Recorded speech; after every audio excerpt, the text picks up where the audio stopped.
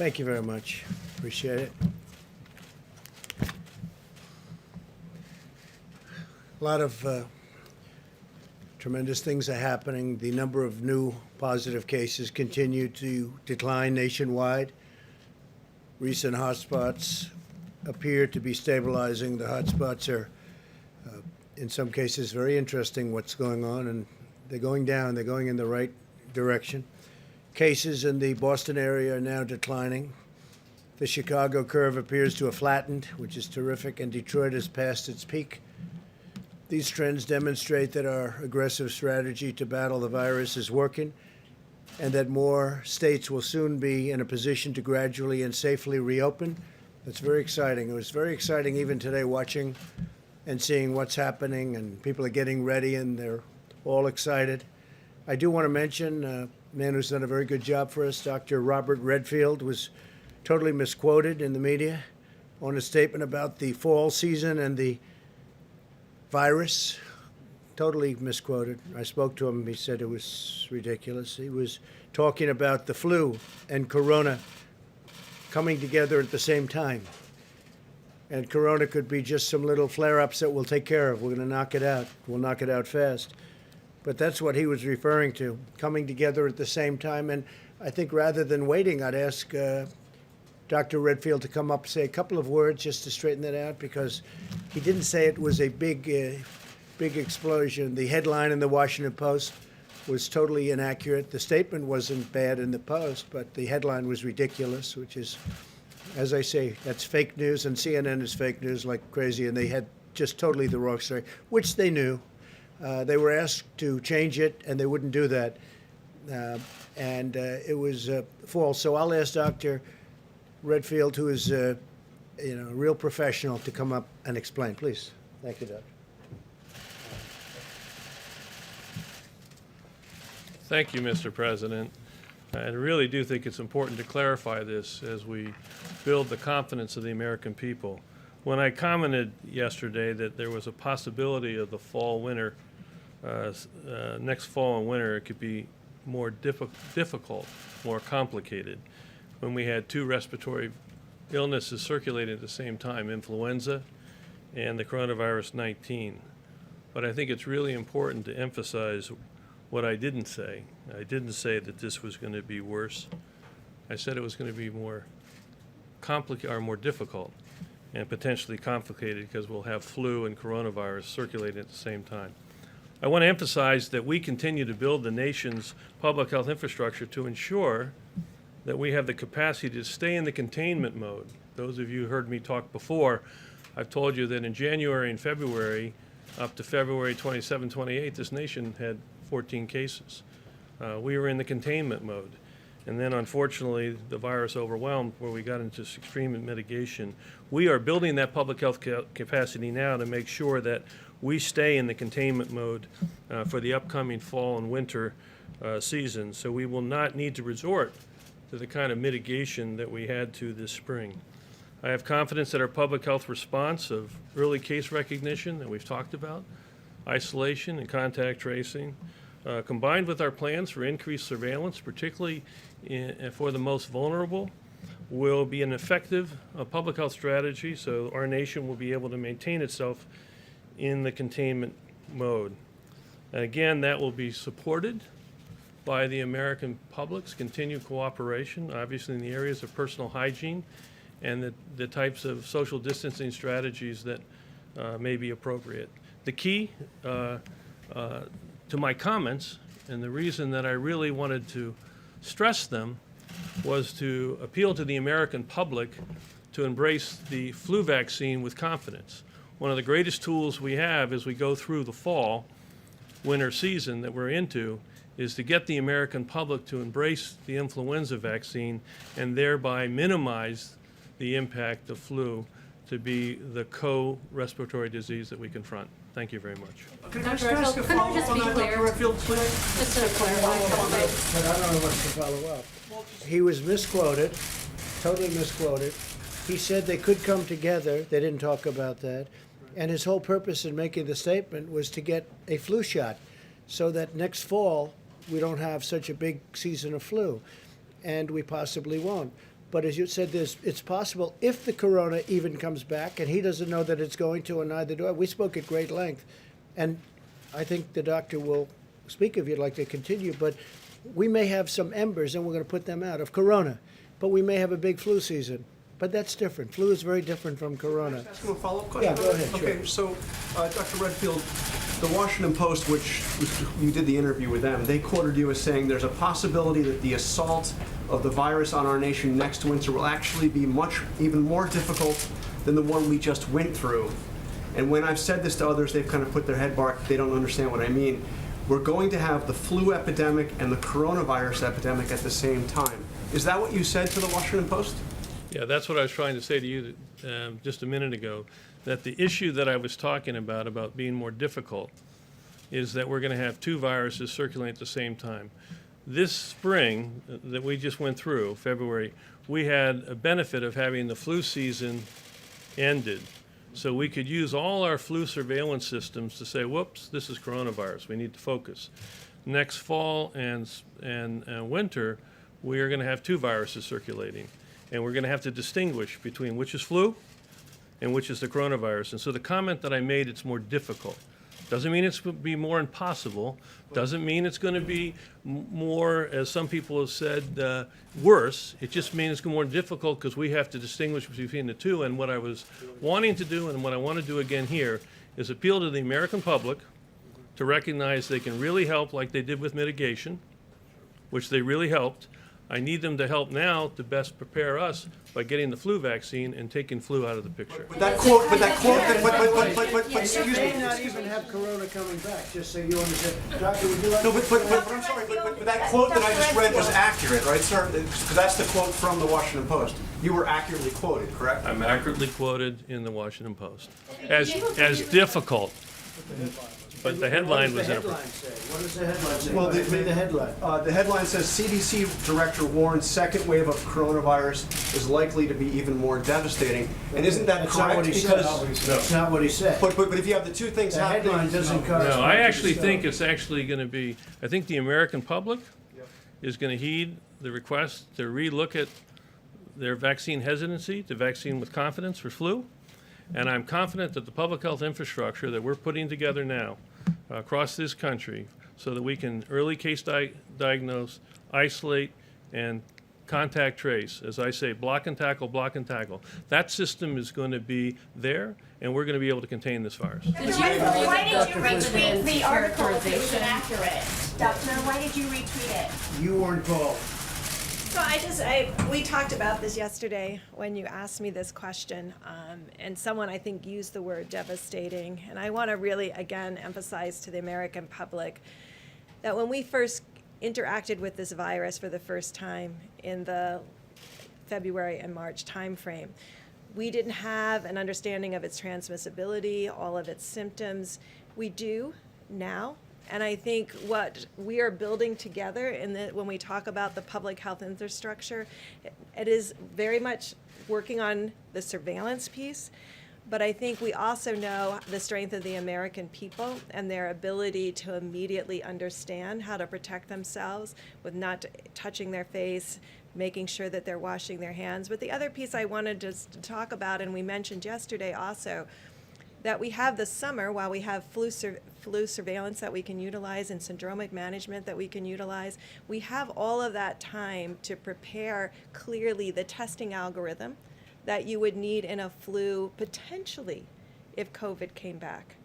Potentially. And so we are preparing for that potential right now. And I think we spoke to you all about that and talked about how we're not only preparing for today and tomorrow, but we're preparing for 6 months from now, 3 months from now, and making sure that all of these pieces are in place. I think what Dr. Redfield clearly was asking for, just like we asked for every American to follow the guidelines, he's saying please add to that guidelines getting your flu shot and making And sure Doctor, you're wouldn't you say protected. there's a good chance that COVID will not come back?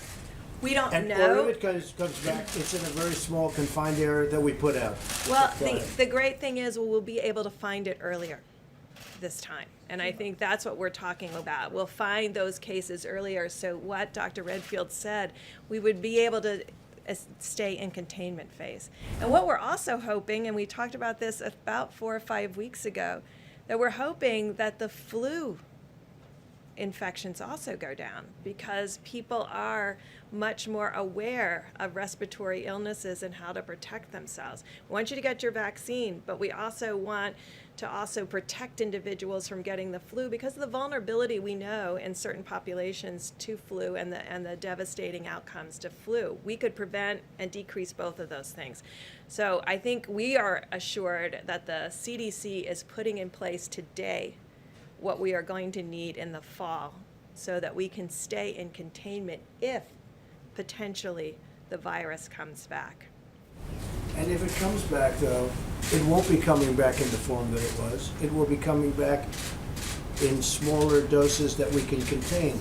But what the doctor was saying, and I spoke to him at great length, he was saying if it should come back together, now you have a flu and you have the embers of corona. But in my opinion, from everything I've seen, it can never be like anything that we've witnessed right now. Would you say that's the correct statement? Absolutely. It's nothing like what we're talking about. What we've just gone through, we will not go through. You could have some embers of corona and you could have a big flu system. And if they combine, if they come together,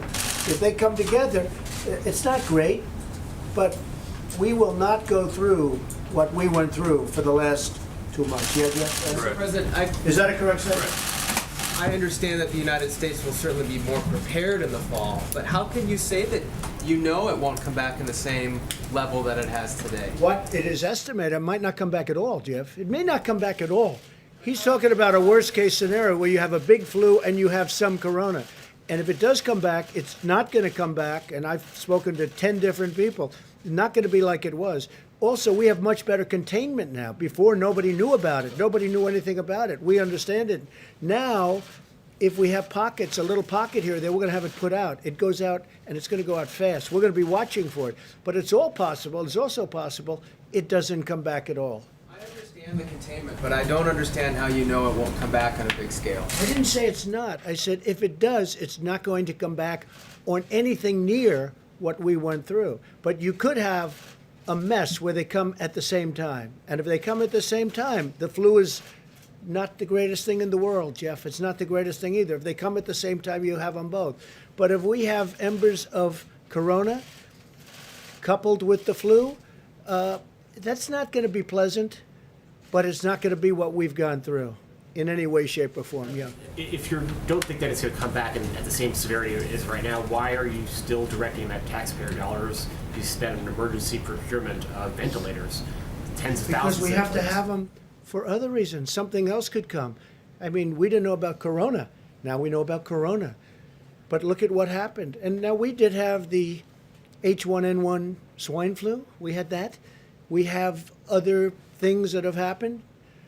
We had various forms of flu, but nothing like what we've had here. Nothing at all like what we've had here with the virus. But something could happen. I think that the stockpiles, we're making hundreds of thousands of ventilators right now. Nobody writes about that. You know, at the one time, all they talked about was ventilators, right? Because you didn't think it was possible for me to solve that problem. And I solved it, and nobody can believe it. I just spoke to world leaders today who desperately need ventilators. They said, the job you've done, and we're sending 500 to Mexico, then another 500 to France. We're sending some to Spain. We're sending some to Italy. We have them. They're being made by the thousands. And world leaders, I spoke to Prime Minister. I went through a lot of different calls today. I won't even tell you. But I can give you a list if you want. But I went through a lot of calls to a lot of leaders, spoke with Pakistan. They would like to have some ventilators. We're going to get them some ventilators. But they all said to me one thing. It was incredible that you solved the ventilator problem, because that was a big problem. The testing problem, we've done more than any other nation in the world. Go a step further. If you added up the testing of every nation in the world, put them together, we've done substantially more than that. You people aren't satisfied. So let's say we had 350 million people in the United States, right? Let's say. And if we gave every one of those people a test 10 times, so we gave 350 people a test 10 times, the fake news media would say, where's the 11th time? He didn't do his job. Trump didn't do his job. because you have a lot of bad reporting out there. It's very sad, and it's so bad. That's not true. Well, That- you're one that- of you're that's one of the not really leaders of the bad reporting. No, but that's not you know? true. Okay, let's get on to another subject. I wanted that to be cleared up. If you want, we can get onto it later. But I want the Vice President to speak. But you ought to get the news accurately. You ought to write it. If you take a look at what you wrote about the ventilators, and when we became the king of ventilators, we're making different factories all over ventilators by the thousands. In fact, Mike got back from Wisconsin. First thing he did, he called up. I said, "How's it going?" He said, "You're not going to believe." He just saw a plant, a factory, where they're making ventilators. I think I can say the words were unbelievable. He said it was unbelievable when he saw the quality of the equipment, the professionalism, a tremendous number of, how many workers would you say were there? Over 550. They doubled production and are about to triple production. Nobody thought this could be done. The fake news was very unhappy that it was done. But you guys don't ask me about ventilators anymore. Who's unhappy that Everybody, ventilators everybody, are being made, Mr. because you President? never mention it. You never mention it. There's no stories. What a great job we've done with ventilators. We're now supplying ventilators all over the world because no other country could have done what we did. And you should say that's a great story. Instead, you say Trump was slow or slow. We were so fast. Plus, we put the ban on so much earlier. When Nancy Pelosi, as an example, you don't say this, when she's having her rally in San Francisco, in Chinatown, in San Francisco, nobody wants to say that. If we didn't, and Dr. Fauci said this, if we didn't close our country to China, we would have been so infected like nobody's ever seen. When you saw the chart, and we were at the top of the list in terms of success, nobody wrote it. I said, "Where is anybody going to use that chart?" Nobody wrote it. In terms of mortality, you saw that. Nobody wrote it. Germany and our country, the most successful. In terms of mortality, nobody wrote it. It would be great if you wrote the truth, but let's get on with it because I want Mike to speak, and then we'll take some more questions on the assumption you'd like to, and I think you probably will. It's been encouraging to watch states begin to open up, and it really has been. It's a beautiful thing to see as restrictions are lifted. We must maintain vigilance and continue practicing social distancing. I encourage governors to follow a careful, phased approach, and I want to remind all Americans to adhere to our guidelines, very important. The governors are going to adhere, hopefully, or they're going to do what they think is best. I want them to do what they think is best, but ideally they'll adhere. Wash your hands, avoid close physical contact as much as possible, and wear a face covering when distancing is impractical. There are cases.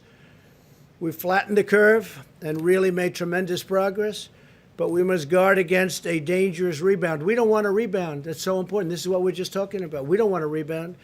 The doctor doesn't want a rebound. These people definitely don't want a rebound. I don't think you want one, do you? Huh? You, especially. We don't want rebounds after all this death that we've suffered. Not work. I don't view work. I view it death that was unnecessary. Should have never happened. Should have never left that little area where it started. You know it, and I know it, and they know it. In our all-out war against the virus, we continue to make great strides on testing, famous testing, doing more than anybody else anywhere in the world. Nothing funny about that, John. Most of the governors have never faced a situation like this before, but we're helping them find unused testing capacity within their states. Tremendous testing capacity that the governors, in many cases, didn't know they had. And additional capabilities are coming online every day. We're coming up with new equipment, like the Abbott Laboratories equipment. On-site, 5 minutes, great success. Everybody wants it. But you can only make so many of those machines, so we have many other forms of testing. We have many other machines that do it very quickly and by the millions. Our task force issued its reopening guidelines earlier than April 30th to give governors the time that they needed to develop testing capability and capacity and customize plans for their states, which many of them did. We've had some governors do a fantastic job on testing and on a lot of other things. I spoke, as you know, Governor Cuomo was here. We had a great conversation on testing yesterday, and they're doing a really good job in New York. We're working very closely with each of the states to help them succeed. I spoke earlier today with Governor Newsom, California, and that was all about testing that conversation. He's been scaling up really well, really good job. And I agreed to help him get some of the critical supplies that California needs to make use of the tremendous capacity that they found. This is a tremendous testing capacity, and I'm going to do it very quickly. He needs certain things. We're going to get that to him very quickly. Now, could he get it himself? Yes, but I can get it faster. He understands that, and he's done a great job, and we're going to have it to him. We're going to have a lot of it to him over the next 2 days, and we're going to beef it up the following week, get him a lot of additional. He's done a really terrific job in California. Some of the governors have done a fantastic job working with us. I told the governor of Georgia, Brian Kemp, that I disagree strongly with his decision to open certain facilities which are in violation of the Phase 1 guidelines for the incredible people of Georgia. They're incredible people. I love those people. They're great. They've been strong, resolute, but at the same time, he must do what he thinks is right. I want him to do what he thinks is right. But I disagree with him on what he's doing, but I want to let the governors do. Now, if I see something totally egregious, totally out of line, I'll do. But I think spas and beauty salons and tattoo parlors and barbershops in Phase 1, we're going to have Phase 2 very soon, is just too soon. I think it's too soon. And I love the people. I love those people that use all of those things, the spas and the beauty parlors and barbershops, tattoo parlors. I love them. But they can wait a little bit longer, just a little bit, not much, because safety has to predominate. We have to have that. So I told the governor very simply that I disagree with his decision, but he has to do what he thinks is right. I'm excited to announce that in the coming weeks, the Air Force Thunderbirds, they're incredible, and the Navy Blue Angels, equally incredible, will be performing air shows over America's major cities and some of the cities that aren't major cities. They're going to be doing a lot of work, a lot of very dangerous flying. It's dangerous. You know the odds when you start going at massive speeds and you're 18 inches away from each other. It's dangerous work. Your son is a great pilot, and I don't know if he can be. Could he be a Thunderbird? I don't know. see. I think he probably could, from what I hear. I don't know if I'd want him to be, because it's incredible what they're able to do, and to sacrifice our front line. What we're doing is we're paying tribute to our front line healthcare workers confronting COVID, and it's really a signal to all Americans to remain vigilant during the outbreak. This is a tribute to them, to our warriors, because they're equal warriors to those incredible pilots and all of the fighters that we have for the more traditional fights that we win, and we win. If we want to win, we always win. Sometimes we don't want to win, so we just go to a standstill. But that's always, that's not the way this country works. Operation America Strong was the idea of our great military men and women, the Thunderbirds and the Blue Angels crews who wanted to show support to the American medical workers who, just like military members in a time of war, are fiercely running toward the fight. It's going to be great. I want to see those shows.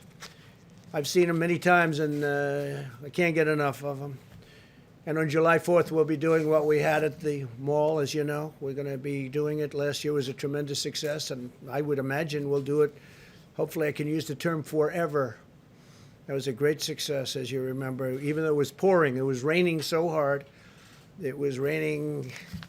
That was about as hard as I've seen in a while, but it was an amazing success. Didn't bother the pilots, didn't bother the military, didn't bother the crews that we had there. So we're going to be doing that again on July 4th.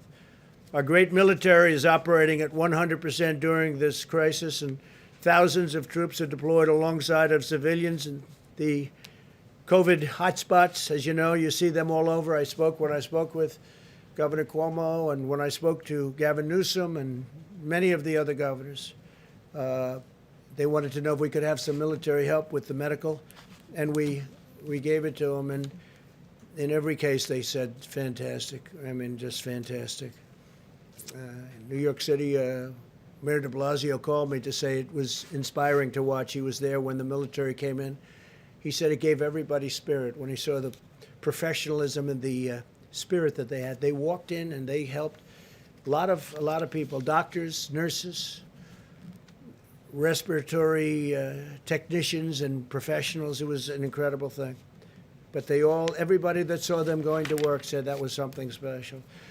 So we're going to have some tremendous air shows all throughout our country, and that's in honor of what we're all going through together and the people that are helping us so much. And unfortunately, the people who have passed away from something that should never have been allowed to happen.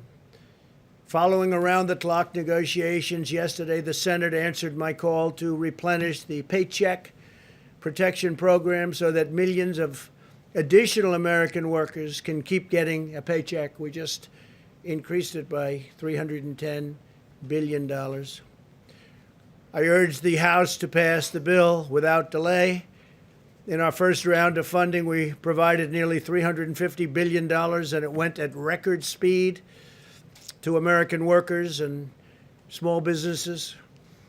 And it's really been an incredible success. I want to thank the banks. We had the big banks, the little banks, the commercial banks of all kinds. We had the community banks, were fantastic, by the way, community banks. And as you know, this was an interesting story. In recent days, I've called for Harvard, that's Harvard University, which has a $40 billion endowment fund, to return the money that it was allocated under the CARES Act. And I'm pleased to announce that Harvard has announced today that they will not accept the funds, nor will Stanford University or many of the others that were involved, both on a university level, also on a company level. Some of the companies were bigger than people had represented or bigger than people had thought, and strong enough that they didn't need the money. So there's a certain amount of money that we are not sending. As soon as I heard it, I said, stop funds. And for the most part, I guess they stopped it, Mike, right? They stopped it. But they're not accepting the money, and that's great. And so I want to thank Harvard. I want to thank Stanford, and I want to thank the other companies. In the case, it's broken differently between colleges and companies, but I want to thank the companies and the other great universities, and there's some great ones. The legislation passed by the Senate yesterday also reserves $30 billion in loans for small financial institutions that serve minority and distressed communities. Very important. We're determined to protect our African American, Hispanic American, and minority workers who have been hit so hard by this hidden enemy. My administration is pursuing a comprehensive strategy to address the full spectrum of needs in these communities, supporting both health and economic revitalization. First, my administration is committed to providing the testing that is needed to fight the virus in distressed communities. In the last month alone, we've already sent over $1.4 billion to our nation's 13,000 community health care centers. Think of that, 13,000, to increase testing and treatment in the underserved areas. We're also expanding access to telehealth. Telehealth has become a big deal. You know, I've been reading about it for years, and all of a sudden, because of this, it's become a big thing. People can't leave their houses. They didn't want to leave their houses for various reasons, including they wanted to follow the guidelines. The legislation passed by the Senate yesterday, and I want to thank everybody. A great vote. Great. It's, as you know, it was a unanimous vote. How often do you see that? But the legislation passed by the Senate yesterday includes an additional $25 billion to further expand testing and provides even more funding for community health centers and various forms of epidemics and pandemics. And we'll be working on that because, you know, as per a couple of your statements and questions before, we want to work on that for the future. We hope this doesn't happen again ever. But last time was of this magnitude, 1917. That's a long time ago. So we want to be prepared. And we are prepared. And as I told you, we're building up hospital, not only our stockpile, which is being up greatly, being built up greatly, but also hospital stockpiles. We're getting them what they need. We're working out cost arrangements with them, and we're getting them a lot of the ventilators, which are the hardest thing for them to get, both from a cost standpoint and a technical standpoint. At the same time, we're also supporting the establishment of new testing sites focused on these communities. 40 sites have launched so far, and there are plans to launch dozens more in the next 3 weeks. We're coming up with testing apparatus and testing plans that are incredible when you look at the numbers. And some people are very, very big on testing, but some people are much less big than I am, I will tell you, and they're professionals. But we want to have it so that nobody can talk about, gee whiz, I wish we had more testing. Nobody's done it like we've done it, and nobody will. And we're getting very much stronger. We have incredible professionals doing it. So many different tests have now evolved. People are finding it even hard to believe. My administration is working closely with governors to ensure that they have the testing infrastructure in place to reduce further spread of the virus if they're so inclined to use the testing apparatus, including strategies for older individuals, low-income Americans, minorities, and Native Americans. As part of the effort, the White House Task Force, headed up by Mike, who's done incredible. I'll say it every time. I'll say it to anybody that wants to listen. Mike Pence has done an incredible job. Really an incredible job. Thank you. Is providing technical assistance to all 50 states through one-on-one phone calls as they develop and implement their plans. In addition, my administration is committed to restoring Black and Hispanic communities to full economic health. They want to be healthy economically and physically, and that's what we're doing. To that end, today I'm directing the White House Opportunity and Revitalization Council, led by Secretary Ben Carson, to focus its effort on supporting underserved communities impacted by the coronavirus. And so Ben Carson is working on that with Mike and myself and a lot of other people. I'm going to ask Tim Scott, who was so helpful with the opportunity zones. That's an economic answer to a lot of problems, and Tim Scott was fantastic. And so I'm going to ask him to get involved with you, and I'm sure he'll be willing to do it from South Carolina. I also asked the council to identify what additional funding will be required from Congress beyond what has already been provided. We're really building ourselves a strong base, and we're building ourselves a wall that's very different from the kind of walls that you've been hearing me talking about. But it's nevertheless, it in many ways performs the same function, and hopefully it's going to perform it equally as well. Furthermore, the council will seek input from the private sector and community leaders on how we can best support minority and distressed communities. As president, I'm absolutely determined to deliver a great future for Americans of every race, religion, color, and creed. Before our nation was attacked by this horrible enemy, our African American and Hispanic American citizens were prospering like never before. Best employment numbers ever. Not only African American, Asian American, Hispanic American, every American. We were breaking records at every level. We had almost 160 million people employed. We were never even close to that number.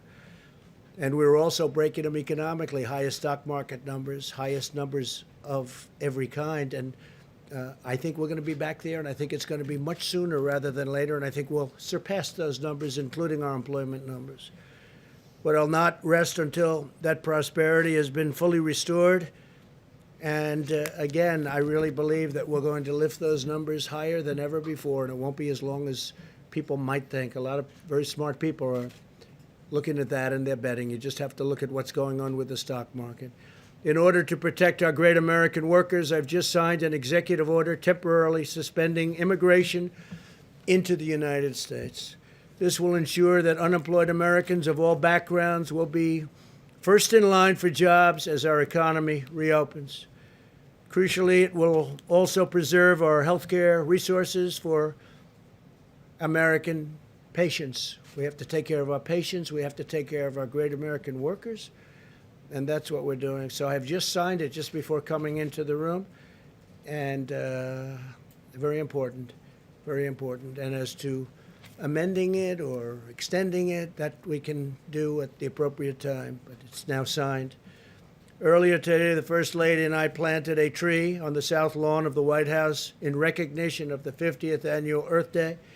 I was led to announce that we will begin to reopen our national parks and public lands. We want Americans to be able to satisfy and be really safe. We want them to satisfy their family that safety is going to happen, and it will happen, and maybe even at a level like never before.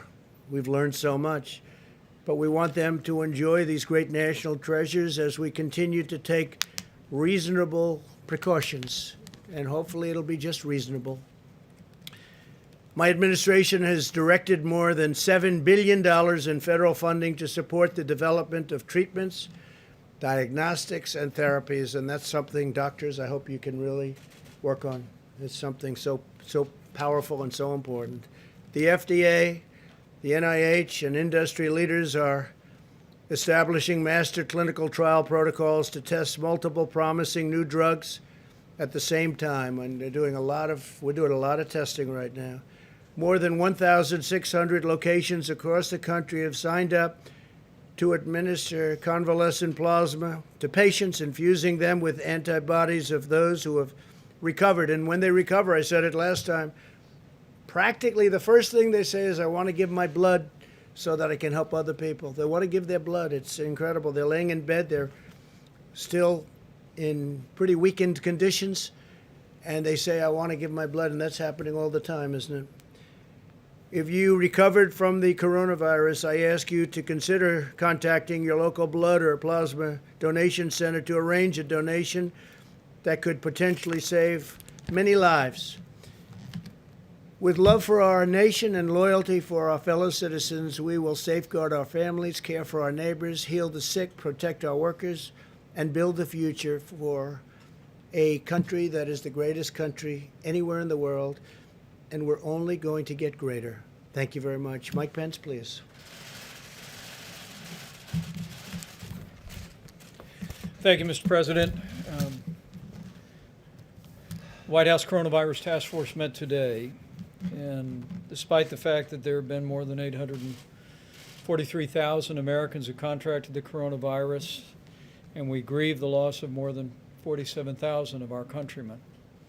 According to Dr. Birx and her team, we continue to see encouraging signs because the American people have been putting into practice the guidance that's been issued by the President and this task force, and they've been taking to heart the guidance of state and local officials. And Mr. President, as we learned today, we are continuing to see declines in all the major metro areas around the country that have been most impacted. Numbers remain low and steady on the West Coast, in Washington State and in California. The New York metro area, New Jersey, Connecticut, all appear to be past their peak. And as our scientists may reflect in a few moments, we also are seeing the positive rate going down, which is actually even as encouraging as the declining cases. The Detroit metro area appears to be past its peak. Seattle metro area, as I mentioned, remains stable. New Orleans metro area is the most stable of all the large metro outbreaks. We also are continuing to see stabilization and even declines in Houston and Atlanta and Nashville and Baltimore and Indianapolis and elsewhere. This is a tribute to the American people, to the fact that the American people have taken to heart the guidelines, the social distancing, the personal hygiene, the recommendation that you use the drive-through at a restaurant rather than going in a restaurant and avoiding groups of more than 10. On the President's behalf, on behalf of our entire White House Coronavirus Task Force, we just want to urge all of the American people to continue onward. We all want to reopen America, and we want to reopen our states and our communities as soon as it is safe and responsible to do so. But I want to say to my countrymen, the fastest way to reopen America is to continue to do what you've been doing. It's the fastest way, as President Trump has said many times, to get our country working again is to put the coronavirus in the past.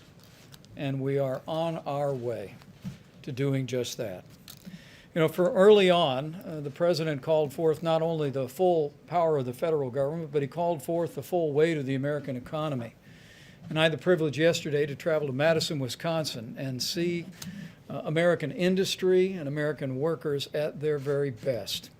And I want to thank the GE Healthcare team in Wisconsin, as well as the union machinists that I spent time with all day yesterday. It was extraordinary. Mr. President, earlier this month, you used the Defense Production Act to ensure that supplies could flow to GE and General Motors and Ford and other companies that were prepared to repurpose manufacturing lines and hire new workers to construct ventilators. And at this particular plant, they literally have, the union sat down, the machinist union sat down, and in less than 1 week negotiated a new contract with GE Healthcare that allowed them to begin to bring in workers from around the country. They doubled their work line in 1 week. They're about to triple it. They've been going 24 hours a day, 3 shifts, 7 days a week. And then the President promised that by harnessing the power of the American economy, we would have 100,000 ventilators in 100 days. But thanks to the ingenuity and the hardworking Americans that I was with yesterday and other companies, we're actually going to have 110,000 ventilators in 100 days. They were all wearing T-shirts, Mr. President. I brought one back for you that simply read, "Union Machinists Save Lives." And to that great team at GE Healthcare, I want to just say all of America is proud of you and grateful for you. We're also grateful to all of our healthcare workers at every level and all the work that they're doing. And we're proud that our National Guard and our American military are at their side. As our task force learned today, more than 31,000 National Guard have been stood up around the country. And the President, in the last day, extended what's called Title 32 authorizations for all National Guard personnel through May 31. So we're going to continue to partner with states as the National Guard plays a vital role in testing and in cleaning nursing homes and in standing up states' response. Military personnel, Mr. President, we have more than 5,500 active duty military personnel, including, as of yesterday, 964 medical professionals in the uniform of the United States working in 17 hospitals in 7 states around the country. We're also very proud of our team at the VA. The VA has addressed its capacity issues. It's not seen cases among the veterans in its facilities increase, so they're deploying teams to focus on nursing homes. In Massachusetts, the VA personnel have disinfected 2 different nursing homes. In New Jersey, they literally taken over 2 state nursing homes and deployed 90 doctors and nurses. And in Florida, we're sending 16 teams to assist in nursing home operations. As the President also mentioned, in addition to what I saw yesterday in Madison, Wisconsin, we continue to build our strategic national stockpile. It's growing again with ventilators, on nearly 11,000 in supply. 901 new ventilators will be added, transitioned in the near term, and every American, I think, can be confident that should the need arise for your family member facing serious consequences from the coronavirus to need that equipment to help them breathe, that equipment will be there. As we said yesterday in Wisconsin, and you've said, Mr. President, I think it should be a great source of comfort to every American that no American who has required a ventilator in the United States has been denied a ventilator. And that's a testament to our healthcare workers, a testament to every American putting mitigation principles into practice, and it's a testament to all these great companies. Speaking of great companies, American businesses are stepping up. It was on April 1st that I traveled to a Walmart distribution center, and the President reached out to the President and CEO of Walmart to ask Walmart to get in the gowns business. And Mr. President, I'm glad to report to you that we heard today at the task force that Walmart is producing 8.4 million gowns, and they will be delivered into our commercial supply to healthcare facilities around the country by the end of June. They're hardly alone. Honda is producing 500,000 face shields. New Balance is making 100,000 masks a week. In a very real sense, The American people have stepped up to make the sacrifices and endure the hardship that social distancing has required. But American businesses at every size and every means have come together to respond to the president's call. It really has been a whole of America approach. And our message from the President's White House Coronavirus Task Force is to tell the American people it's working. We're getting there. We can see light at the end of the tunnel. We can see the day that we can reopen and put America back to work. But it's going to take all of us continuing to make the sacrifices necessary to practice those disciplines to get us to a place where we can reopen safely and confidently. With that, Mr. President, I'll call Dr. Fauci up for his reflections, and we'll move on. Great. Thank you very much, Mr. Vice President. So I'm going to just take off from where I was at this podium a few days ago to kind of reiterate some of the things that the Vice President said, but to kind of connect the dots from where we were, where we are now, and where I think we're going to be. So you remember a couple of weeks ago when we talked about the fact that we were going to have a really bad week because the deaths, particularly driven by the situation in New York, were going to get worse and worse. But yet, as that was happening, we were starting to see some turnaround, some flattening, and some coming down. As you've heard from Dr. Birx and will likely hear more, that is continuing. So what has happened is that the mitigation that we put in with the first 15 days and then the 30-day mitigation program of physical distancing worked. So it got us to where we are today. It is a successful formula. It is the basis for our being able to say that we can now think seriously about reopening America. And for that reason, we put together a carefully thought out and I believe well delineated and described program for opening up America again. And you know what it is. It's the guidelines that we announced a few days ago. Those very guidelines are based on a version of the successful formula that got us to where we are. So what I'm trying to say is that the program is not one that is going to be turn the lights on in America, we're finished. We're not. We have to proceed in a very careful, measured way. And if you look at the guidelines, they are careful and they are measured. There are certain checkpoints before you can even think about going into a phase one. And then things relax a little as you go into phase two, and relax a little and you go into phase three. Now, we live in a big country and it's heterogeneous, and there are different dynamics of outbreaks in different parts of the country. So the speed with which one can go from one to another, at the point at which you can even begin to think about the phase, is going to differ. So the one thing that I know, the urge we all have to get out there and get it over with, let's get back to normal, for a lot of good reasons, because there's a lot of suffering, economic and otherwise, in this country because of that. But again, as I've pleaded early on weeks ago, I plead with the American public, with the governors, with the mayors, for the people with responsibility. Although I know one has the need to leapfrog over things, don't do that. Do it in a measured way. This is a successful formula. The problem is, if we don't do that, there is a likelihood that we'll have a rebound. And the one way not to reopen the economy is to have a rebound that we can't take care of. So please, again, let me just close by pleading with the American public in general and those who are responsible leaders to carefully consider how we get back to normal. Thank you. Could you talk a little bit about your expectations for the fall? We heard from Dr. Redfield and Dr. Birx. What do you see for the fall? Is it going to be embers or possibly no return of the virus at all? You know, as I've said before here, when you look at an outbreak, it's two dynamic forces opposing each other. If you leave the virus to its own devices, it will take off if you do nothing to stop it.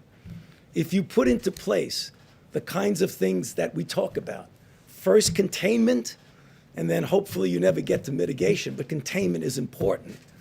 Those two forces are going to determine whether you're going to have a big outbreak. So what Dr. Redfield was saying, first of all, is that we will have coronavirus in the fall. I am convinced of that because of the degree of transmissibility that it has, the global nature. What happens with that will depend on how we're able to contain it when it occurs. And what we're saying is that in the fall, we will be much, much better prepared to do the kind of containment compared to what happened to us this winter. Now, the complicating issue is that unlike the syndromic and influenza-like observances that we have, that you could pick it up by clinically what's happening, it's going to get complicated by an influenza season. And I believe that's what Dr. Redfield was saying, that is going to be complicated. So whether or not it's going to be big or small is going to depend on our response. And that's what I think people sometimes have misunderstanding. Nobody can predict what is going to happen with an outbreak, but you can predict how you're going to respond to it. And that's really very important. So you would caution against people thinking that in the fall, there's not going to be coronavirus anymore and we won't have to worry about it. Or if it is, it'll be spotty and it won't be a big problem we have to worry about. There will be coronavirus in the fall. If we do, which we won't, but let's take an imaginary period. We say, okay, coronavirus, forget about it. We're not going to do anything about it. It will take off. That's what viruses do. But that's not what's going to happen. We are going to respond to it to not allow it to do that. Dr. Fauci, what happens when governors like Governor Kemp are not following this careful, measured plan and moving forward even without meeting the gating criteria? Well, you know, if I were advising the governor, I would tell him that he should be careful. And I would advise him not to just turn the switch on and go, because there is a danger of a rebound. And I know there's the desire to move ahead quickly. That's a natural human nature desire. But going ahead and leapfrogging into phases where you should not be, I would advise him as a health official and as a physician not to do that. Okay? Go ahead, please. Thank you, Mr. President. Can you please give some details about the executive order? I know that the White House has just released a document. I haven't had a chance to review it. Well, we can talk about that later. It's an executive order on immigration. We want Americans to have the jobs. We want Americans to have the health care. We want to take care of our citizens first. We have to. It's a very powerful order. It's for 60 days. At the end of 60 days, or maybe even during 60 days, I'll extend it or not, and I'll maybe change it. I might modify it. Yes? Exemptions for immigrants who are already here, Mr. President? Yeah, go ahead, please. Immigrants who are already here in the country or immigrants abroad who already effectively have a green card trying to get into the country, and healthcare workers. We're talking about immigrants that are trying to get in, and we're talking about people, and also, by the way, people that are coming in illegally.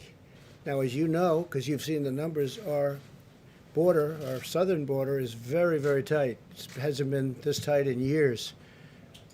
It's being helped by 160 more than that miles of wall that are going up. I'm trying to get to 450 by the end of the year, 450 miles. And we'll have 530 miles early next year. And that's really great. It's fully funded. We have all the funds, and the Army Corps of Engineers is doing a fantastic job. Same people that did Javits Center, as you know.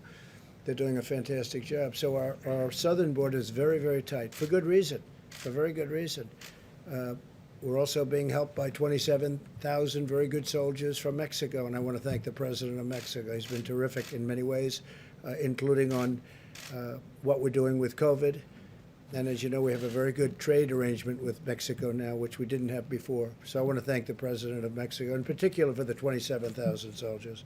They're doing a fantastic job. For healthcare workers, sir? You want to talk about the exemptions for healthcare workers? Yeah, we want to protect our healthcare workers, and that's one of the other reasons we're doing this. Yes, John? Mr. President, I wanted to ask you about Rick Bright. He's the head of the federal agency in charge of getting a vaccine out to Americans once it's ready. He says he has been pushed out of his job because he raised questions about hydroxychloroquine. and some of your directives on that. Was he pushed out of that job? I never heard of him. You just mentioned a name. I never heard of him. When did this happen? This happened today. Well, I never heard of him. If the guy says he was pushed out of a job, maybe he was, maybe he wasn't. You'd have to hear the other side. I don't know who he is. Please. And on the hydroxychloroquine... Hold on 1 second, please. Well, I just wanted to, you said by 4th of July, you expect people will be on the National Mall and we'll be having a celebration like we Hope so. did last year. Given what the doctors are just saying that, coronavirus is still going to be out there, it might not be as bad as it is now, but it's still going to be circulating. Is that going to be safe to have that Well, many people in the mall? We're going to probably have 25% of what we had last year. Last year, as you know, was maxed out. I saw a magnificent picture of Dr. Martin Luther King. And I saw a magnificent picture of our event last year, and both of them were maxed out. It was beautiful to see, beautiful, very similar. This year, most likely, we'll be standing 6 feet apart. We'll have to do that in a very, very interesting way, and maybe we'll even do it greater. So we'll leave a little extra distance. But if we do that, we'd certainly do that. I don't see maybe the purpose if we can't do that. We have to have people, thousands. We had tens of thousands, most of you were there, tens of thousands of people last year. It was incredible. And it was, to an extent, an air show of all the different aircraft flying over. We even had Air Force One flying over. So ideally, it would be wonderful if we could actually have it as it was last year, and eventually we will have that. I think it's important to know, eventually we are going to have that. Your stadiums are going to be the way they've been for the last 100 years. No, I know, but your stadiums, as an example, sports, going to be the way they used to be. I mean, I told one of the owners, he said, "Do you think I should take out seats?" I said, "No, you shouldn't take out seats. We're going to have it the way it was. We're going to be back. This virus will eventually be gone. And if it should show up in the fall, we're going to put it out very fast. We have great people. We're going to put it out very fast because we've learned a lot. We've learned a lot about how to deal with this, and we'll put it out very fast." Yeah, please. Mr. President. Just nice and easy. Please. You talk a lot about testing capacity, Yeah. and governors agree that that exists, but it's very different from testing implementation. And they are still begging for you to use your full authority to help them get reagents and other things. As you would like to say, what do you have to lose by helping them do that Well, I am doing and it. becoming the king of testing? And let me just say, we are the king of testing already. There's no country in the world that's done more. Not even close. 0.2% of the population has been tested. Is that good enough? I just said there's no country in the world that's done more. And we have tests that have already come out that are going to be introduced very shortly that will do it more. My problem is this. It's very much of a media trap. Whether we did 2%, 5%, 50% or 100%, it'll never be enough, no matter what. Now, with the expertise and with what we did, because of our expertise and tremendous talent at manufacturing, what we did with the ventilators, that wasn't a trap because we got them done, shockingly to everybody, because of the incredible talent like Mike Pence saw yesterday in Wisconsin. But we have numerous of those sites all over the country doing the same thing. So that when the governors were complaining, some of the governors, I must say, and it was very much along party lines for the most part, but except for one, when the governors were complaining, we said, no, how many do you need? We need 50, we need 100. One governor asked for many, many, many thousands, and it turned out they didn't need that, and that's good. We got them, and nobody that needed a ventilator, you know this, and we went through this with the governors, that needed a ventilator didn't get a ventilator. That was an incredible achievement. With testing, it's a little different. It's much easier than ventilators. It's like 2%. But, for instance, the swabs are coming in by the millions. They're coming in, literally coming in by the millions. Totally ordered. We wanted the highest quality. We could have gotten a much lesser quality. We didn't want to do that. We got the highest quality. But testing, it's like no matter how well you do, you can always say more. With the ventilators, they either have them or they don't. In fact, we went to one meeting. Who wants a ventilator? One governor said, "We'd like 25. 25, you got them. Who else?" Nobody spoke up. That was 4 weeks ago. So that was great. The problem with the testing is, and I said, if we test 350 million people, you'll say, no, we want them to have a second test or a third test or a fourth test. Not everybody believes as strongly as some people in testing. Some people want to do testing because they think it's impossible for us to fulfill that goal. That's easy compared to ventilators, as I've said. But we have a tremendous testing capability, better than anybody in the world right now. And every day it's growing, and it's growing very substantially. These doctors are very talented people. They've seen testing all their lives. They've never seen anything like we've been able to do. So we're going to give everybody what they want with the testing. But again, testing, and I've said it from the beginning, the actual test has to be administered locally. You can't do from Washington or faraway locations federal testing nearly as well as you can where you have a governor, he has mayors, and they have representatives, and they know the back of a Walmart. Put it in the parking lot in the back of a Walmart, or put it in a certain location in different states. They're doing it beautifully. It's working beautifully. The relationship I have with the governors, and Mike has, and we all have with the governors, I would say other than one or two, but even them, they don't complain. They're not complaining. So we're doing tremendous testing, and ultimately we're doing more testing, I think, than probably any of the governors even want. Okay, please, Jennifer. Back on the immigration EO, can you say, is it just for green cards, for green card holders? Or Green cards were is it also for subject. people seeking temporary work visas? It's subject to change.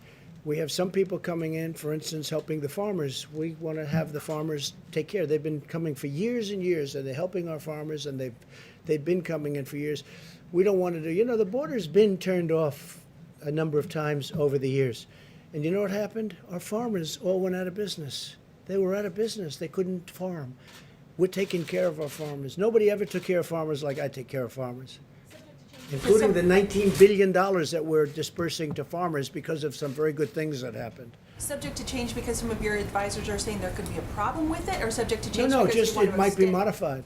It could be modified next week, in 2 weeks. It could be modified in 2 months. No, we may modify it as we go along. But right now we have a very powerful immigration ban, but it could be modified, meaning made tougher or made less tough. We don't want to hurt our businesses, and we don't want to hurt our farmers. Very important. Can I ask you about your conversation with Governor Kemp? What did he say to you when you said you strongly disagreed with him? And for gym owners and tattoo parlor artists and barbers in Atlanta and Georgia generally, would you advise them to listen to you and not to their governor?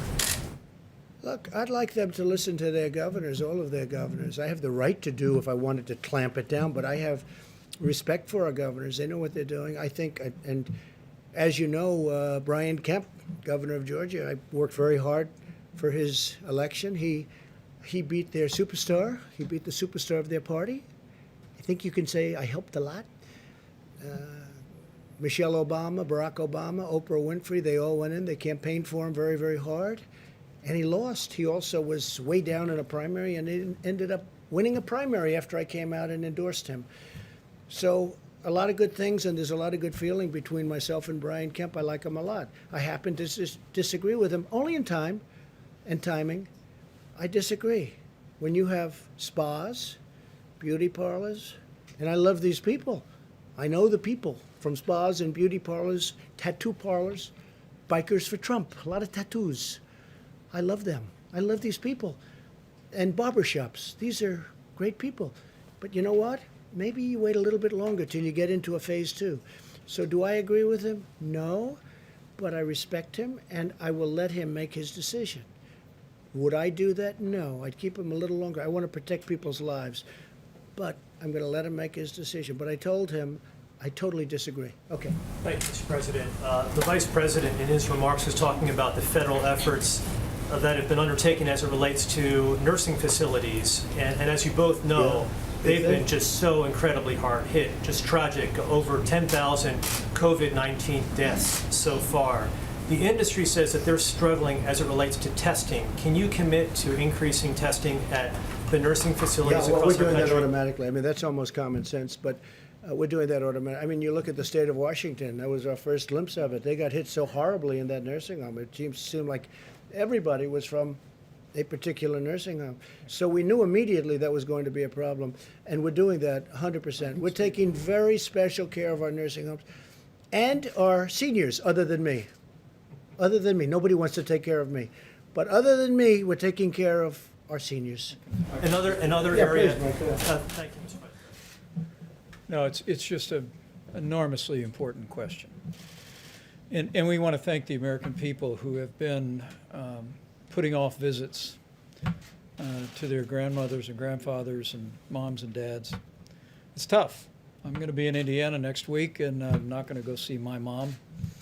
She lives in her own home, but people get it, that the risk of serious illness for a healthy American of the coronavirus is fairly low. You'll either have flu-like symptoms or no symptoms at all. But as we've said so many times at this podium, and the American people get it, a healthy American could inadvertently convey the coronavirus to a senior with an underlying health condition and have the kind of heartbreaking results that we've seen in nursing homes around the country.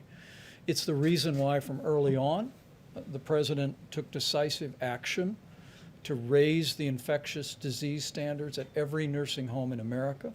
He deployed all 8,000 of our inspectors, the Center for Medicare and Medicaid Services, to dedicate all of their time to ensuring compliance with those new higher standards. We've spoken about nursing home issues with governors around the country, and frankly, there are governors around the country that have done remarkable work with nursing homes. You mentioned Governor Brian Kemp. He actually used the National Guard in Georgia. He deployed them to nursing homes to do cleaning and to disinfect areas of those nursing homes, and it's tremendous service.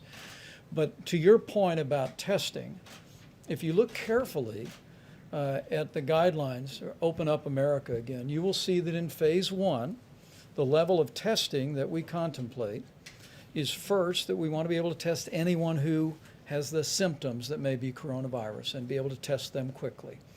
Secondly, we want to do the kind of contact tracing, and Dr. Redfield and his team are deploying CDC teams in every state in America to be able to find out everyone that that person has been in contact with and test them. But if you look right underneath that, what we're directing states to do is be prepared to deploy testing resources first and foremost to nursing homes and long-term care facilities so that we can monitor any potential outbreak of the coronavirus among the most vulnerable population. Thanks to the leadership of our Surgeon General, as the President announced today, we're also going to be deploying testing resources to vulnerable communities, to underserved communities. The CDC released new preliminary data on the impact, particularly on African American communities in this country, and it's the reason why part of our phase one recommendation is that we deploy testing resources into those communities that are described by the doctors as socially vulnerable. And even as we speak, we'll announce next week that we're already in the process of deploying testing. And so it's a good opportunity to remind every American to be especially careful around our seniors, to heed the guidance about avoiding visitations, to protect the health of those who are most vulnerable. But the American people can be assured that from phase one forward, all the way through phase three and reopening, we're going to be helping to guide the states to focus on the most vulnerable, beginning with our seniors with serious underlying health conditions. Mr. Vice President. Hi, thank you, Mr. President. We'll go back. Commercial labs say that they need to buy new diagnostic machines to be able to double their testing capacity. Your administration has said that there's enough testing capacity to double overnight. How do you kind of square that difference? Very easy. They can get new machines if they want, but even if they didn't, we have tremendous testing capability.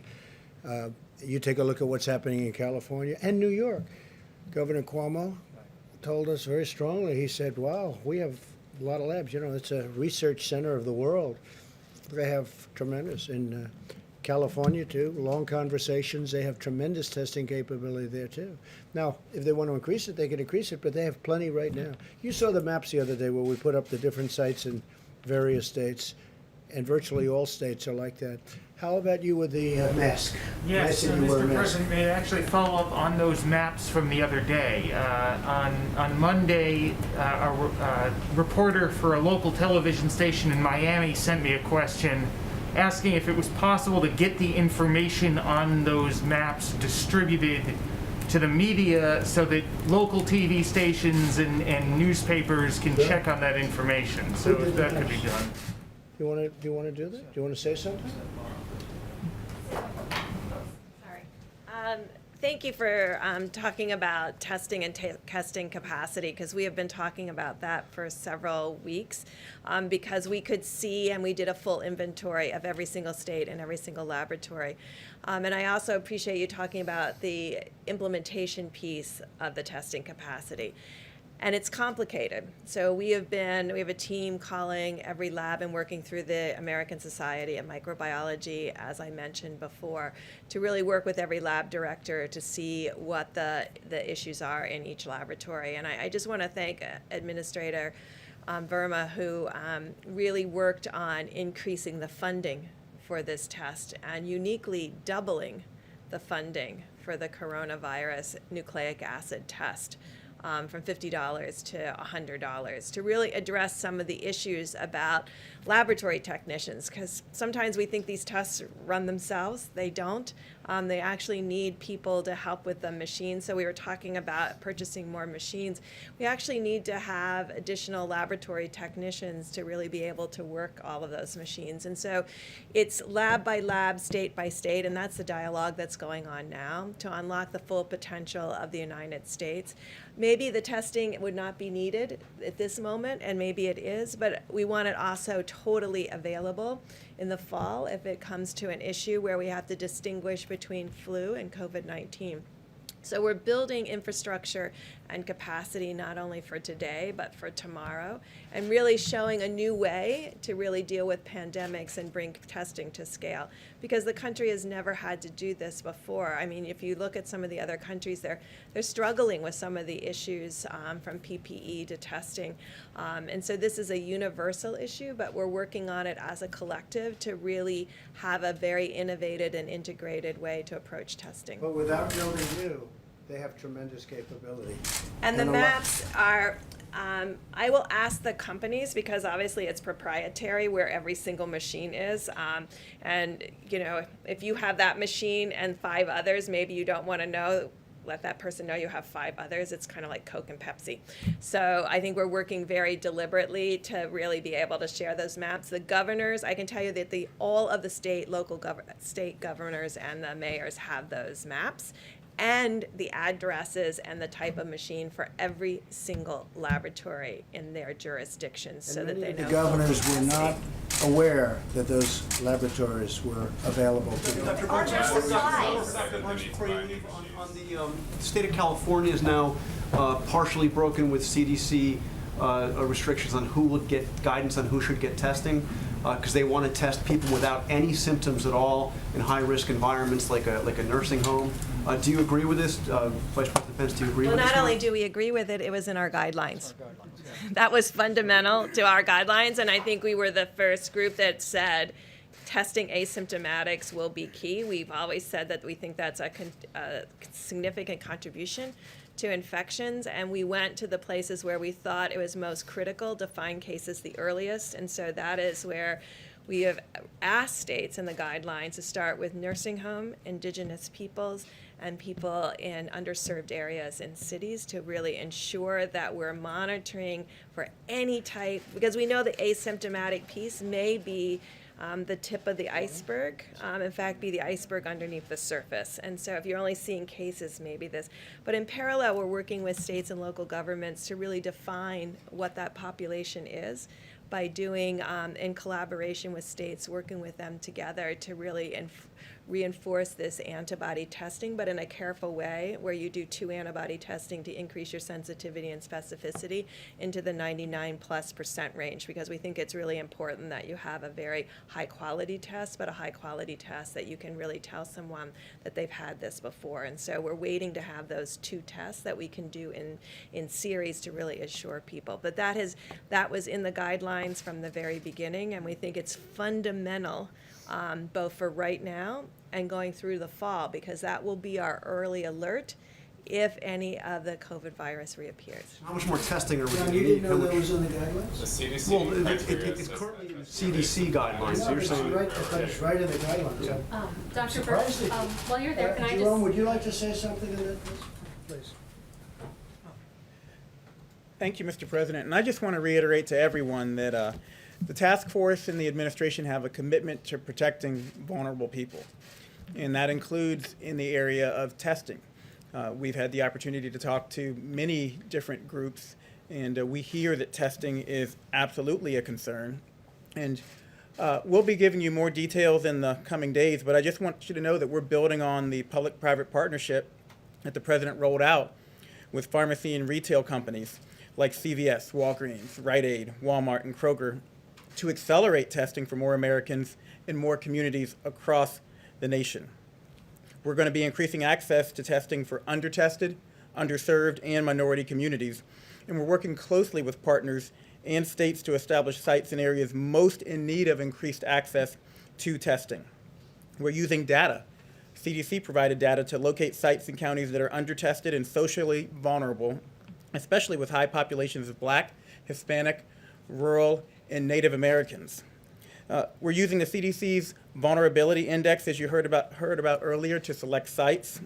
This measures the resilience of communities when confronted by external stressors along 4 main themes: socioeconomic status, household composition, and disability, minority status, and housing type. Our goal is to have about 2/3 of these initial sites located in counties with moderate to high social vulnerability, and about 1/4 of these sites in counties with high social vulnerability. So again, I want communities that are vulnerable to understand that we are strategically and intentionally making sure we're deploying testing in those areas so that people can get identified if they have symptoms, can get identified if they are asymptomatic, and that we will be able to deploy resources appropriaply.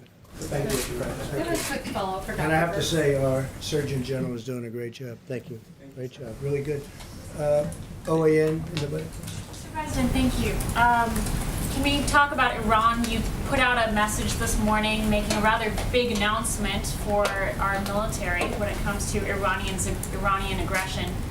Are you going to change formally rules of engagement for our U.S. military so that they can engage? We're covered 100%.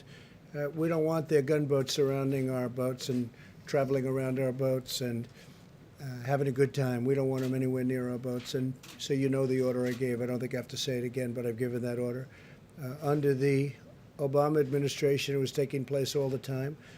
Under my administration, I gave this order early on, and nothing happened. They were very nice. There was no problem. But then I noticed yesterday they did that in a much lighter form, but they did that again. I said, we're not going to stand for it. So if they do that, that's putting our ships at danger and our great crews and sailors in danger. I'm not going to let that happen. And we will. They'll shoot them out of the water. The U.S. military does not have to change its rules of engagement in order to follow your... No, that's the rules of engagement. That's a threat when they get that close to our boat. And they have guns. They have very substantial weapons on those boats. But we'll shoot them out of the water. Okay? Please. Thank you, President Trump. If possible, I'd like to ask a question to Dr. Fauci and then a very different one to you. To Dr. Fauci, today the CDC and the USDA said that the first pets in America had tested positive for the coronavirus. What does that mean, and what should the public know about that? Pets? Pets, 2 pets. So that question was asked before, but I'll be happy to answer it again. Certainly, animals, pets, can get infected. Big cats in zoos have been reported to be infected with coronavirus. There's no evidence that the virus is transmitted from a pet to a human. Now, obviously, is that impossible? I mean, biologically, anything is possible, but there's no evidence whatsoever that we've seen from an epidemiological standpoint that pets can be transmitters within the household. So it's not surprising. I mean, when you have viruses that can infect multiple species, isolating it from an animal doesn't necessarily mean the animal is transmitting it. What about the lion in the New York Zoo? Yeah, well, that's the lion of the New York. How did that happen? It probably happened. I don't know, Mr. President, but I would imagine that one of the zookeepers probably had an asymptomatic infection, took care of the animal, gave him some food, touched him or whatever, and that's how we got it. Thank you. And President Trump, my question for you, President Trump, my question for you is, Earlier in these briefings, you talked a lot about giving Americans hope, and you wanted to focus on that. But now that the crisis seems to perhaps be lessening, I wanted to ask you about accountability. And of course, millions of Americans became familiar with you as the tough boss who fired people for doing a poor job. I wanted to ask you about two specific things. There's a report from Reuters today that the HHS secretary put a former dog breeder in charge of day-to-day coronavirus efforts to begin with, and also on Facebook. Reuters reported today that Alex Azar, the secretary of HHS, put in a former dog breeder, that was his most recently former job, in charge of day-to-day operations of the coronavirus. That I don't know, but you just tell me something. And what's the second? And the second one is on face masks. Taiwan has a bigger population than New York State. Early on, they had universal wearing of face masks. No problem with face masks if the governors want to do that. You know, we ordered, I don't know if you know, 500 million face masks. We have hundreds of millions right now. And if people want to wear them, it's up to the governors. If the governors want that, it's up to, now it's more appropriate in some states, obviously, than others. You have the big plains, and you have certain states where it's much less necessary. But no, that's up to the governors, and we have that very well covered, I think, face masks. But people are wearing masks. We have hundreds of millions of face masks, and we have at least 500 million. That's a lot. We'll have them very shortly. Lots of people are wearing face masks now that the federal government advised it. It was almost overnight. But less than a month ago, our Surgeon General said that, and I'm quoting, they're, quote, not effective in preventing the general public from catching coronavirus. I mean, should there be accountability there, and also for the HHS secretary? Well, I don't know. Would anybody like to speak about it? I think, just so you understand, if somebody wants to wear them, I'm all for it. Would somebody like to discuss that? Go for it, boss. I think the comments that we made when we came into face masks, and I think it's important when we came out with the CDC guidance about face masks, or what we called face coverings, was in recognition of the growing understanding of asymptomatic infection or pre-symptomatic infection, was the recognition that we could use a barrier. And the reason, you know, and I have mine when I'm in public, that right here, that I use, you know, that this barrier, in case I was in fact infected, if I didn't know, is a barrier to prevent me to protect you, in case I happen to be asymptomatically infected. There's very good data to show that the ability of viral particles to go through a barrier is substantially diminished. And that's why we recommended these face coverings. I think if you go back to when CDC came out with that recommendation, some people may think intuitively it's to protect them from getting infected. No, it was to protect you from potentially getting infected by me when I go out in public. Jerome, do you? Sure. I actually appreciate you asking that question, because it's one that that we've had to clarify several times, and I understand why the American public has been confused over time. As Dr. Redfield mentioned, initially we said, based on CDC, World Health Organization, and most other major public health organizations, that the public needed to know that these masks were not effective or shown to be effective in preventing you, if you wear a mask, from catching coronavirus. Another important thing to remember is the context of those statements was a run on medical masks, on N95 masks, and our healthcare workers were at risk. What's changed? What's changed is we found out that, unlike past viruses that are spread through the respiratory route, a significant proportion of coronavirus cases can be traced back to asymptomatic spread. So the task force deliberated this. We've always told you that we will look at the facts and we will give people recommendations based on the best available evidence at the time. And once we saw that asymptomatic spread, we said, well, masks still aren't effective, and from our point of view, at preventing you from catching coronavirus in a significant way. But we've always told people that they should wear masks if they know they have symptoms, to prevent them from spreading to other people. Well, now that we know about 25 to 50% of people are spreading asymptomatically, we suggested people wear cloth facial coverings to prevent asymptomatic spread. You wear your mask to protect me. I wear my mask, and Dr. Redfield mentioned it. I've got my mask. I believe I have mine on me, Bob. I carry mine around with me, too. I wear my mask to protect you. we're 6 feet away, which is why I'm not wearing my mask to protect you now, and we also all have been tested. So that's why I'm not wearing mine now. Yeah, but I'm right next to you. Well, I'll put mine on if you want me to, sir. But again, important to know that if you're going to wear a mask, it's not a substitute for social distancing. Still, social distancing is the #1 thing you can do. Number 2, it's important to know that you should practice good hand hygiene and not touch your face, because you still could touch a surface and bring disease to your face. And number 3, this is the most important, it's just as important, please save the medical mask, the N95s for the healthcare workers, because the cloth facial coverings are effective, as far as we know right now, based on the best available evidence, at preventing you from spreading disease to other people. So no inconsistency there.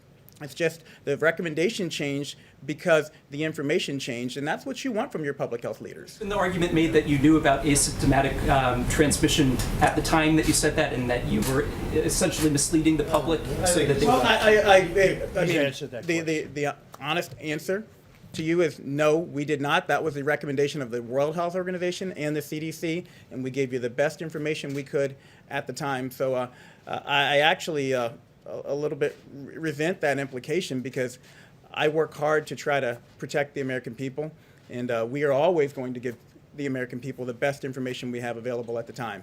And we're humble enough to say, look, if we don't know, we're going to change. We're going to change those recommendations. Just a wise guy question, that's all. Please, go ahead. Mr. President, I wanted to ask you about the launch of the military satellite by Iran. Wanted to get your response to that. Do you see this as an advancement of the missile program? You mean the shot they took? Well, they say no. Okay, they say all sorts. It was for television. Does anybody really believe that? They want to have better television in Iran. So they say no. We're watching Iran very closely, very closely. We know more about Iran than they do right now. We know more than they do. So we know all about it. We watched it. We knew it was going up. We followed it very closely. They say it was for television. Yes, please. Mr. President, just a quick Go follow-up. ahead, finish up then, please. Yeah, very quickly. Are you concerned that they see this as a potential vulnerability on the part of the United States? There was the outbreak. What is it, vulnerable? Military readiness, the outbreak on the Roosevelt, the fact that you're consumed with dealing with coronavirus here in the United States. Various navies have had outbreaks of COVID. Look, we're in 184 different nations right now. 184, the COVID.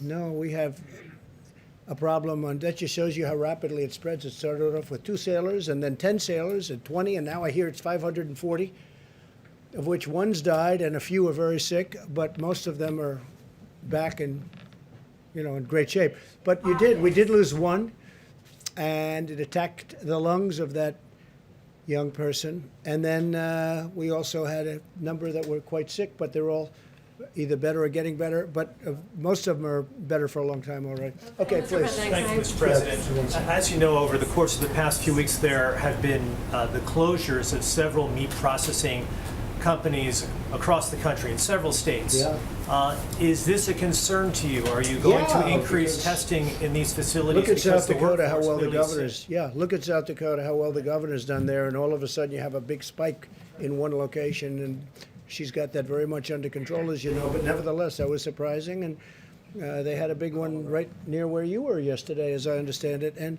so, yeah, we're concerned about that. They're closing 1 or 2 of the plants, actually. Is the food supply secure? Yes, totally secure. It's in great shape. Yeah, in the back, here you go. Thank you, Mr. President. The Attorney General in the state of Missouri filed a law case against China, accusing it of lying and covering up about the origin of the virus. Yeah. Do you support that, and do you call Well, I for haven't seen the international... case. I know about the case. He filed a case against China. I love Missouri, as you know. It's great.